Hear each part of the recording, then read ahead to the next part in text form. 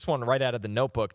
Chris, every week we talk about this in fantasy. Why is Jaxon Smith-Njigba just running open every week? Because you look at it, and you have the one outlier week when he went up against Brian Flores' Vikings defense, a weird game script, but still, 2 catches for 23 yards. Right. Essentially, every other week, monster performance after monster performance. Right. So you turned on the tape to see JSN against the Falcons, a game where Seattle really didn't get going to the second half. Yeah. But what are you seeing with JSN as he took this monster leap this year? Individually, he's freakish, right? We've had this conversation, 4 times over the last month? Better athlete than people realize. Exactly right. And there's other freak things other than just his fast running that goes along with it, right? I mean, we've talked about it. This is an elite guy.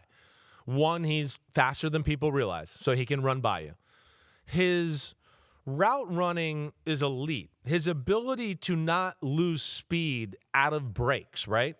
I'm going to run this way and then break back in, and he can do it almost at full speed. So when people talk about, the ability to get in and out of transition, out of breaks, and burst out of breaks, and not lose speed out of breaks, this is the kind of guy you're talking about.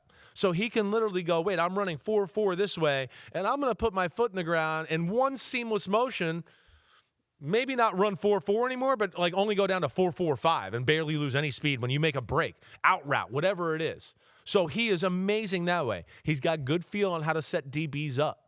Right, he's a little mature for a second-year guy. Knows how to lean people and then break it the other way. Push against their leverage, break the other way. So that's where you see his acceleration out of breaks. Again, so now he makes the break, and like I said, he doesn't lose much speed, but he comes out and he gets right back to full speed in one step. And then his releases are up there with anybody in the sport. He's getting close to Devontae Adams-ish with releases. That's how good he is. And then you couple that with his ability when he gets the ball in his hand, again, to make cuts and moves at full speed, right, and accelerate that way. And then he's got a lower half that's kind of like a running back to where you go, he can run through arm tackles and do all that stuff too, and that's why he's, arguably the best receiver in the game right now. As we show a little bit of notes from the notebook, and what you're saying, Chris, to me is when he's such a fascinating case, right? Because pre-draft runs a 4.52, and everyone's like, oh, okay, whatever, 4.52. Right. The 6.57 3-cone, that's 96th percentile. That's the number there. That's the number. That's the number. That's the change of direction. The control. Exactly right. That's what the 3-cone for wide receivers. It doesn't mean everything. No. But it means it just as much says as a lot about route running. Yes. It does. And this is it translating on the field. field. No question it is. It is. And that's where his lower half is special. And it's where, I messed up, like I've told you a million times, in evaluating him and Emeka Egbuka. Because what I misevaluated is just college, okay, he ran an option route every now and then, do that. The NFL, there's so many of these routes, right, to where it's you can build an offense around this guy and that skill set. And that's where I misevaluated. Also, I think he's faster now than in college. I think he's lost weight. If you asked me and we went back, I'd go, no, he's got NFL receivers are all what are you worried about being so muscular for? That's one thing that skill guys all learn when they get to the NFL. They all go, wait, why am I trying to bench 400 pounds still and look like I'm the Incredible Hulk? My game is about speed and quickness. And I can't tell you how many times in my career, and still to this day, where rookie comes in and they're like, well, what are you so big and bulky for? You got to run away from, Patrick Surtain and Quinyon Mitchell. Big and bulky ain't going to do it. You're going to have to cut a little. So I feel like he's gotten even faster that way. So that is why he is awesome in that department. And then, as you might have saw in my notes, I feel like 2 out of every 3 pass plays are called for him, right? This is Clint Kubiak. He's from that Shanahan school. It's McVay. It's hey, he's our bread and butter guy. We're going to feature him, and we're going to feature his ass to death until you stop it. Right? It is. It's old school Jerry Rice, West Coast. It's what I was with John Gruden.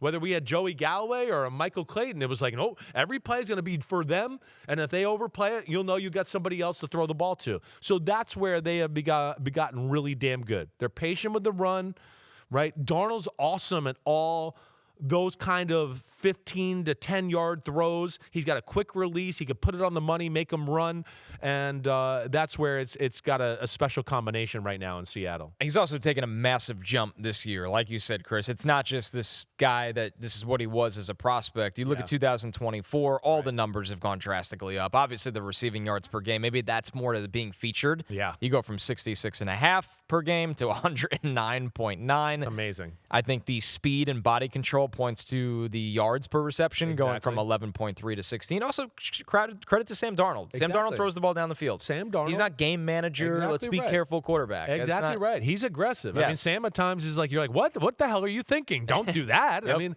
I know he was open the last 3 plays, but don't try to fit it in there now. But yes, I think it speaks to all that. And then as we always talk about too, just system fit. I think this is a system that knows how to use him better than maybe Grubbs, who was the ex-offensive coordinator who's now at Alabama. Right? They have just some more creative ways that fit his skill set to get him the ball.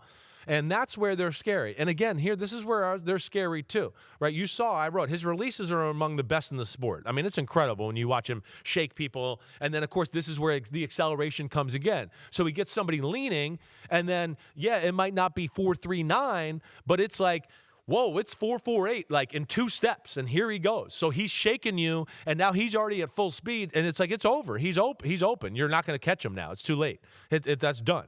And that's where he's amazing too. So with or without the ball, that's amazing. And then, of course, the strength. And then this is where I'm excited about them too, because I still think there's untapped potential in this offense. I know they're going to run the ball. You watch Rashid Shaheed on film and you go, the movement. I mean, nobody can run with Rashid Shaheed. We talked about Christian Watson. We talk about Jameson Williams. Rashid Shaheed's in that class of going, I don't know, maybe he's the fastest receiver in football, right? It's that kind of guy. And my thing with them, the only thing I think they're missing, because right now they're kind of playing, hey, get the ball to Jaxon Smith-Njigba. Cooper Kupp runs a little of the option routes here and there, and let's leave Shaheed one-on-one, because if they try to stop all that other stuff, we'll just throw to him one-on-one. I want to see them go to the Rams way a little bit. I want to see JSN and Rashid right next to each other. I want to see them stacked up, and then they go, pick your poison. What do you want to do? Do you want to stop JSN on the short route? Or you want to stop Rashid Shaheed on the deep route, or vice versa, because they both can do it. That's right. And that's where I think they need to do that too. Right now they got Shaheed pegged for only the deep routes, and I'm going to go, let Shaheed run some of these Jaxon Smith throws. It's only going to help the offense out. It's going to help everybody out. Lethal. Exactly right. I mean, he can run an option route and break to the right for 5 yards and catch the ball and watch out, right? That's where, to me, they hopefully can get to that level there. Because when they get to that level and then their patience in the run game, man, it's going to be tough. You can't double people when it's like that. It's hard, right? I don't know. They're stacked. They do a certain release. Our double's messed up. How do you get hands on them, We don't know what to do, and you don't get hands on them. Exactly. And I think that's the next phase for this offense as we go forward. I feel like you're harder on yourself than you should be with JSN pre-draft, because he was still wide receiver 2 for you. All right. But it's an evolving league. Yeah. And I feel like your thoughts on this kind of wide receiver have begun to change a little bit. They've begun to change. What is that? Is it just the technician aspect of it? The technician asset. I think the short area quickness to your 3-cone drill is the thing I got to take and do. And that there's a real niche for that kind of player in the NFL to build an offense around it. And then I don't think, the strength and the physicality of the player, like we talked about with Xavier Worthy on Monday. Like, he gets shoved once, and it's like he's out of bounds. He doesn't run 4.2 anymore. He's out of bounds, and now he's running 4.6. Yep. Like, who cares? JSN, you get hands on him, and you go, not really affected. He's strong. And then, of course, he catches the ball, and he can break tackles. And I think those are the things that I, didn't give him enough credit for. Right? And who was number 1 that year? Who was Zay Flowers. I had Zay Flowers, right. So which is damn good, but JSN's better. That's for sure. And he's a bigger human. And that's where I probably didn't give him enough credit in that department as compared to Zay Flowers. Yo, thanks for watching, homies. We are now in the NFL season here on Chris Simms Unbuttoned. Hit subscribe to get our weekly picks, game recaps, film deep dives, and much, much more. Thanks again for watching. Subscribe, rate, review. Peace out. You know where to find us.